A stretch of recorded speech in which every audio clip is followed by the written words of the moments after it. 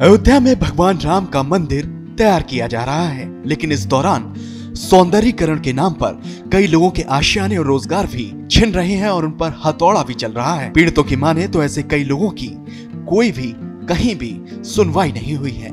मुआवजे के नाम पर इन लोगों को 1 लाख रुपए दिया जा रहा है। ऐसे पीड़ितों से बात की है हमारे एग्जीक्यूटिव एडिटर शिवेंद्र श्रीवास्तव ने।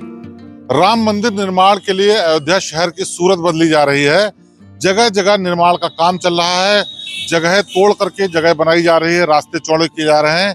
लेकिन इन सब के बीच जहां राम मंदिर के लिए करोड़ों रुपए का चंदा इकट्ठा हो रहा है, डेवलपमेंट के लिए सरकार तमाम पैसे खर्च कर रही है, लेकिन ऐसे भी लोग हैं जिनकी जीवन बदल गया इस पूरे घटनाक्रम से। दरअसल ये वो लोग हैं जो सालों साल से यहाँ पर कई बिजनेस कर रहे थे, दुकानें थी, उनके प्रतिष्ठान थे, लेकिन जब ये राम मंदिर निर्माण के लिए चौड़ीकरण का काम, सौंदर्यीकरण का काम शुरू हुआ तो उनकी दुकानें, उनके मकान, उनके तमाम चीजें उस जद में आई और उसको तोड़ करके सड़कें बदली गई।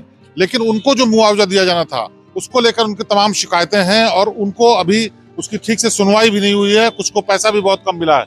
ये बताइए, आप क्या बिजनेस करते थे? जी, हमारा भोजनालय का काम था। तो क्या हुआ फिर? क्या हुआ, चौड़ीकरण में टूट गई, 1 लाख रुपए मुआवजा दिए, फिर उसके बाद मकान मालिक आके दे नहीं रहे हैं। फिर उसके बाद कहीं और जगह भी नहीं मिल रहा। सरकारी दुकान हमको मिली है तो 12 लाख, 14 लाख, 15 लाख रुपए पकड़ी मांग रहे हैं, तो कहाँ से तक हम दें? नहीं, तो जो मुआवजा मिला क्या आपकी दुकान के मूल्य के बराबर नहीं मिला? नहीं, मूल्य के बराबर नहीं मिला। वो आपकी अपनी खुद की दुकान थी? नहीं, वो किराए भी थी। अच्छा, तो आप अब क्या करते हैं? अब कुछ नहीं, ऐसे साल भर बैठे हैं, कोई ठिकाना नहीं, ना ठेला लग पा रहा ना कुछ लग पा रहा। ठेला लगाते हैं तो प्रशासन भगाती है। आप बताइए, क्या आपका क्या बिजनेस था और क्या हुआ फिर? मेरी सर किराने की दुकान थी और थोड़ा सा जनसेवा का कार्य होता था, तो इस समय वही करके गुजारा कर रहे। 200-300 रुपए कमा लेते हैं और सरकार को मुआवजा कम से कम 5 लाख रुपए देना था, लेकिन यहाँ पे 1 लाख एवरेज दिया गया है। लेकिन कोई तो तय नियम होगा, उसके तहत दिया होगा। सर जी, ये अधिकारियों के नियम वही जाने, हम लोग क्या जान पाएंगे, छोटे इंसान हम लोग हैं। तो इसकी मांग नहीं की आप लोगों ने? जब मांग की तो क्या हुआ? व्यापार मंडल के जो हमारे अध्यक्ष हैं नंद कुमार गुप्ता जी, उन्होंने बहुत प्रयास किया, लेकिन उसके बावजूद भी मुआवजा 1 लाख ही ऑन एवरेज मिला सभी को। अच्छा, आप बताइए, आपका भी क्या बिजनेस था? असर आया इसमें? हमारी प्रसाद की दुकान थी यहीं बगल में। पहले ये रोड 10 मीटर चौड़ी होनी थी, 10 मीटर छोड़कर हमने निर्माण करवा लिया। फिर एसडीएम साहब आए, कहे कि मुझे और जमीन चाहिए, तो हमने कहा कि जब सबका 10 मीटर ले रहे हैं तो हमारा भी 10 मीटर लीजिए, हमारा उससे ज्यादा। तो कहे नहीं, तुम्हारा 5 मीटर और ज्यादा लगेगा, और कहने लगे नहीं दोगे तो तुम्हें जेल भेज दूंगा, पता नहीं चलेगा तुम कहाँ गए। तो उसके बाद मुआवजा क्या मिला? मुआवजा हमको 1 लाख रुपए मिला। 50 फुट में हमारा 14 फुट बचा, उसमें मेरे परिवार भी रहते थे, दुकान भी होती थी। मेरे घर में 2 पेशेंट है, एक हार्ट के पेशेंट है, एक किडनी के पेशेंट है। दर हम लोग भटक रहे हैं, दुकान हमारी 1 महीने से बंद है। तो एक तरफ तो बात हो रही कि राम मंदिर का निर्माण हो रहा है, अयोध्या में खुशहाली आ रही, तमाम चीजें आ रही, क्या आम लोगों को और भी समस्याएं हुई हैं?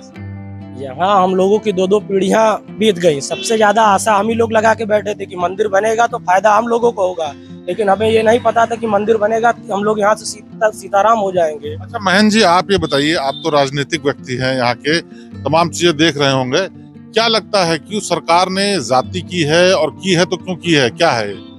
देखिए, जो भी सरकार चाहे जिसकी भी हो, जो ऊपर बैठता है वो राजा होता है।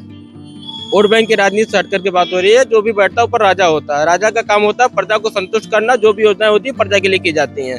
अयोध्या की जनता भी जिस प्रजा के लिए राजा राम ने अपने इतने बलिदान दिए, जो उन्होंने इनके लिए कार्य किया, अयोध्या के हित के लिए सारे मर्यादा, उन्होंने एक आदर्श बने। यहाँ से जिस राम ने जो आदर्श को छोड़ा, सरकार ने ठीक उसके विपरीत काम किया। उन्होंने अयोध्या वासियों के लिए कुछ नहीं किया, अयोध्या वासियों को सीधे तबाह किया, उजाड़ दिया उन्होंने।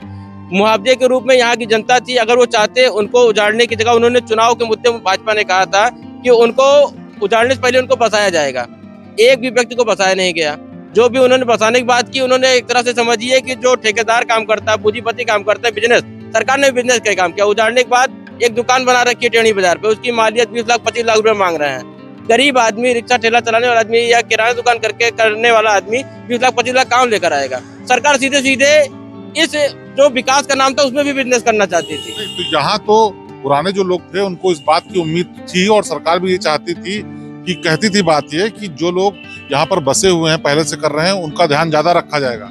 देखिए कहना और करने दोनों में बहुत अंतर होता है। भाजपा सरकार कथनी करनी में जमीन आसमान का शुरू से अंतर रहा। मोदी जी बहुत स्टेटमेंट देते हैं और बाद में कहते हैं ये तो जुमला था, चुनावी चक्कर में मैंने जुमला दे दिया था। यही हकीकत में लागू नहीं होता है, ये जो जमीनी हकीकत में लागू नहीं हो पाता सर। ये वो लोग हैं जो यहाँ पर तमाम सालों से काम कर रहे थे और इनकी उम्मीदों पे पानी इसलिए फिर गया क्योंकि उन्होंने उम्मीद की थी राम मंदिर का भव्य निर्माण होगा, उनका बिजनेस बढ़ेगा, उनको प्राथमिकता दी जाएगी। लेकिन अब समस्या ये है कि उनको मुआवजे के नाम पे कम पैसा दिया जा रहा है और जो दुकानें दी जा रही हैं या जगह दूसरी वैकल्पिक दी जा रही हैं वो इतनी महंगी हैं जिसको अफोर्ड नहीं कर सकते। सरकार बेशक किसी पॉलिसी के तहत ये कर रही हो, लेकिन ये बात जरूर ध्यान देने वाली है कि अगर किसी को कहीं से हटा करके कहीं बसाने की बात है तो उसमें सहूलतें दी जाए। और ये सहूलतें अयोध्या के आम लोगों को जो पहले पुरानी पुश्तैनी रहने वाले हैं उनको नहीं मिल रही हैं और ये बड़ी समस्या है।